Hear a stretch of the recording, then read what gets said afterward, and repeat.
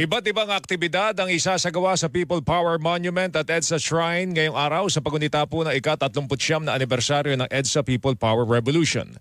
Pangungunahan po ng National Historical Commission of the Philippines o NHCP ang aktibidad sa People Power Monument kung saan merong flag raising at wreath-laying ceremonies nga mamayang alas 8 po ng umaga. Ang tema ho ng EDSA at 39 ay sama-samang pagsulong, lakas ng bayan.